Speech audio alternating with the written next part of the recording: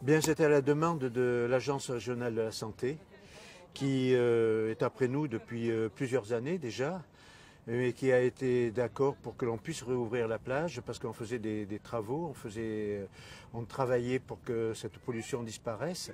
Et puis en fait, là, au bout de 5 ans, c'est une loi qui est passée, 5 ans d'analyse insuffisante, et on est obligé de fermer cette plage-là. Ils nous ont demandé de la fermer. Donc il y a un arrêté qui est en train de se produire.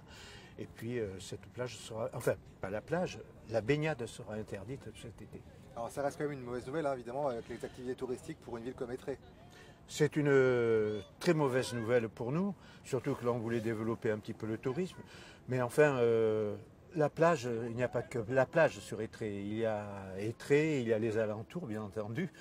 Et on crée encore énormément d'animations, ce qui fait que les gens vont revenir sur le littoral. On a fait des sondages l'année dernière, c'est un étudiant qui a été embauché pour ça, et on s'est aperçu qu'il y avait 30% à peu près de personnes qui venaient vraiment pour se baigner. Mais toutes les autres venaient pour se dorer au soleil, se déplacer, se balader. Et puis c'était une plage qui est très très agréable pour les enfants parce qu'il n'y a aucun danger. Le problème, c'est que s'ils ne peuvent pas barboter, ce sera peut-être un peu dommage. Alors quel est le plan B pour rester attractif?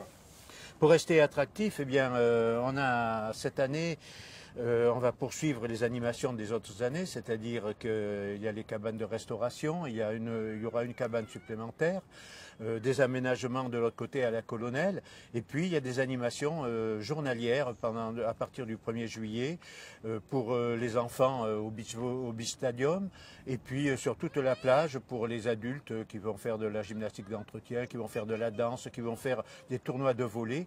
D'ailleurs, en ce qui concerne le beach volley, eh bien, on va démarrer cette année la saison fin mai avec les championnats de France scolaires UNSS de beach volley.